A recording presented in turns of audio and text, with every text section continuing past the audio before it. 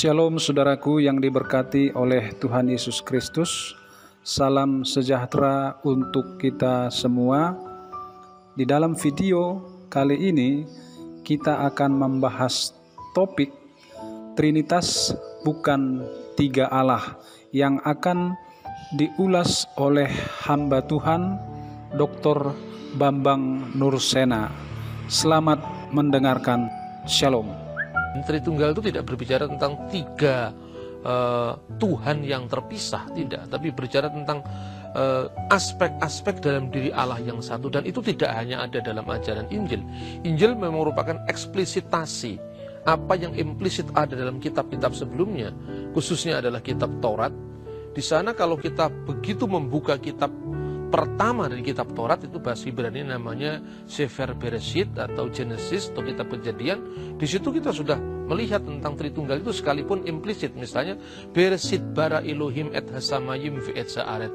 Pada mulanya Allah menciptakan langit dan bumi. Ve haaret hayetah tohu wabohu. Dan bumi itu belum berbentuk gelap gulita dan kosong. Ve hosek alfene dan kegelapan menutupi Tehom, Samudra Raya.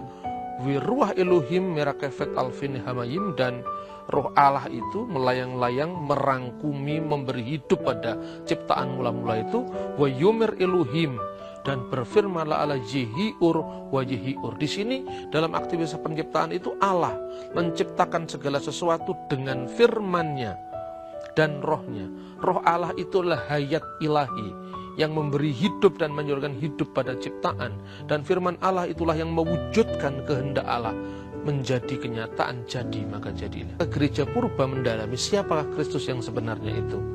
Di satu pihak orang Yahudi tidak memahami siapa Kristus, makanya dia mengatakan ketika Yesus berkata sebelum Abraham jadi aku telah ada. Itu penegasan dia, karena dia tidak memahami Abraham melihat hariku dan ia bersuka karena ia telah melihatnya. Lu kok Abraham bisa melihat darimu, memang engkau ini siapa? Lalu dia mengatakan penegasan seperti itu. Tapi karena orang Yahudi memandang Yesus itu pada sosok fisik, yaitu wujud turun firman menjadi manusia itu.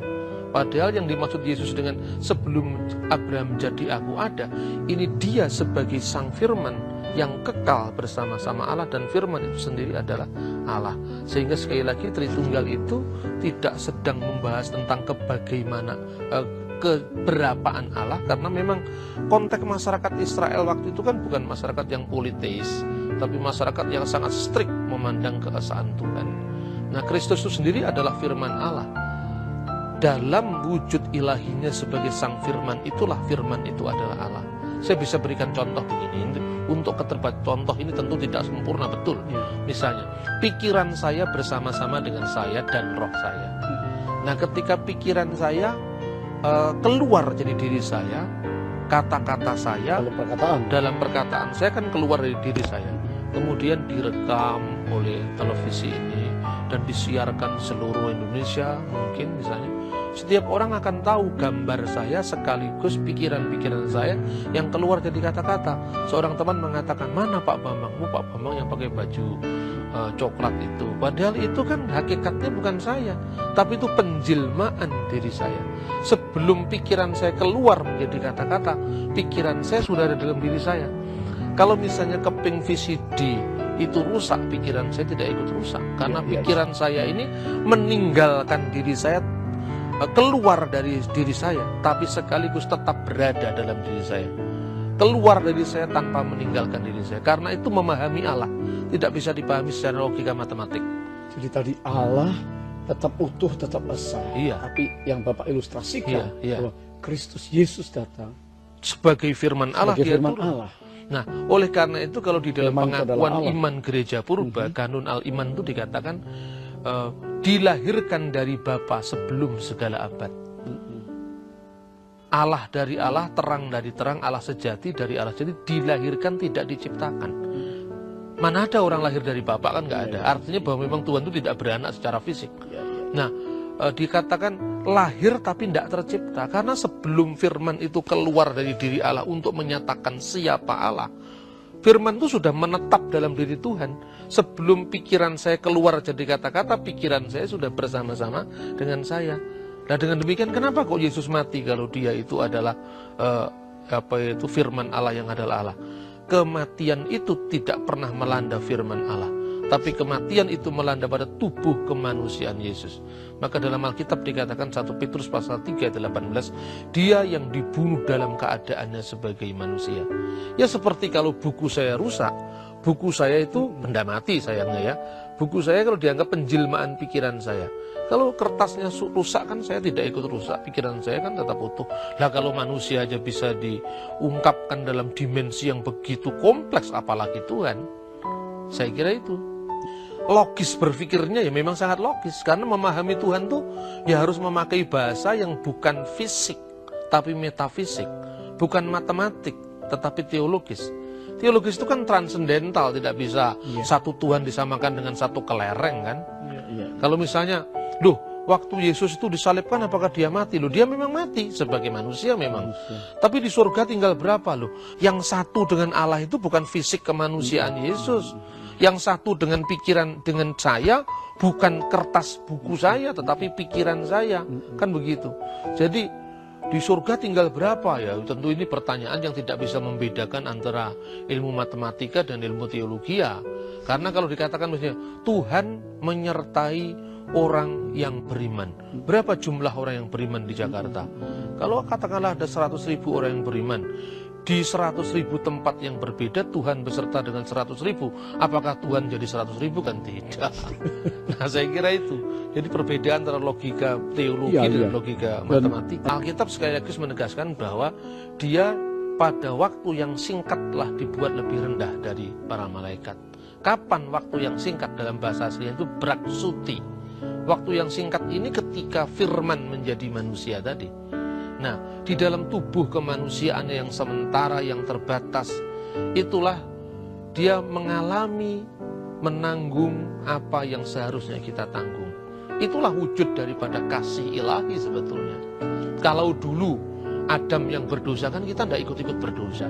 Kenapa kita ikut menuai buahnya? Kita di dunia ikut sengsara, padahal kan mestinya kita diciptakan dengan planning keabadian. Ketika Adam berdosa, kenapa kita ikut-ikut merasakan sengsaranya kehidupan di dunia ini? Nah, kalau dulu kita dihukum karena satu orang mengalami kesalahan, melakukan kesalahan, maka demi keadilan Tuhan, oleh satu orang yang benar kita juga dibenarkan. Jadi sebetulnya cocok dengan keadilan ilahi kalau kita lihat dari sini. Allah itu adil ya. Allah itu adil tapi juga kasih. Firman Allah itu telah menjadi manusia. Firman Allah itu adalah sepenuhnya Allah. Ketika dia menjadi manusia, kemanusiaannya itu lahir dari Bunda Maria. Nah, Maria dipilih oleh Tuhan, karena itu dikatakan terpujilah engkau di antara semua perempuan dan terpujilah buah tubuhmu. Buah tubuh Maria itu Yesus. Jadi dalam dimensi kesementaraan manusia, Yesus adalah anaknya Maria, Ibnu Maryam. Tetapi sebagai firman Allah, Alkitab mengatakan, kalau Allah itu Bapamu, kamu pasti mengasihi aku. Sebab aku keluar dan datang dari Allah. Yohanes pasal 8 ayat 42. Dia yang keluar dari Allah kan tidak mungkin daging dan darah. Allah itu roh, Allah itu gaib, Allah itu bukan fisik, bukan badan. Maka yang keluar dari wujud Allah, itulah firman Allah. Nah maka dikatakan yang dia sepenuhnya Allah itu bukan menunjuk pada manusia Yesus, tapi menunjuk kepada firman Allah yang adalah Allah. Dan dia menjadi manusia, sepenuhnya manusia sebagai putra Maryam. Saya kira tidak sulit dipahami dengan logika dan akal sehat. Karena dia tidak berdosa, maka dia bisa mewakili manusia untuk kembali dilayakkan di hadapan Tuhan yang Maha Suci. Karena kalau kita tidak suci, tidak bisa ketemu dengan yang Maha Suci, maka Kristus datang dengan mencontohkan, memberikan teladan, bahkan dia melibatkan seluruh manusia untuk suci, maka dia menebus manusia. Jadi menebus itu maknanya seperti itu. Trinitas dalam pengertian hakiki, jadi hakikat Allah, di mana Allah, firman dan rohnya itu satu, dan trinitas di dalam penampakan, yaitu di dalam ekonomia. Kalau kita melihat bahwa burung merpati itu kan bukan Roh Kudus. itu kan simbol kehadiran Roh Kudus. Itu yang namanya teofani, penampakan ilahi. Sebab Roh Kudus tidak hanya muncul dalam bentuk burung merpati, simbolnya di dalam Kisah Rasul ketika peristiwa Pentakosta itu dia dalam bentuk lidah-lidah api. Roh itu juga berarti ruah angin. Jadi artinya kemahabesaran dan ketidakterbatasan Tuhan itu ketika dipahami di dalam bahasa manusia yang terikat dengan ruang dan waktu yang terbatas, teofani, penampakan Allah. Jadi yang satu dengan firman, yang satu dengan Allah dan rohnya, itu bukan wujud nuzul atau wujud Yesus ketika turun ke dunia, atau bukan wujud teofani Roh Kudus dalam bentuk burung merpati, tapi firman Allah yang bersama-sama dengan Allah, bersama dengan rohnya. Saya kira itu. Jadi yang kelihatan terpisah itu teofani Roh Kudus, bukan Roh Kudus yang dalam kekekalan itu. Begitu juga yang dibaptis itu fisik kemanusiaan Yesus. Dan siapa yang kelihatan itu? Hendaklah anak itu kau sebut Yesus, karena dia yang akan menyelamatkan umatnya. Anak laki-laki itu. Padahal Tuhan itu beyond gender, tidak berjenis kelamin kan. Nah itulah sebabnya maka kalau di gereja-gereja timur maka disebut berdoanya itu demi nama Bapa dan Putra dan Roh Kudus, yaitu Allah yang Esa.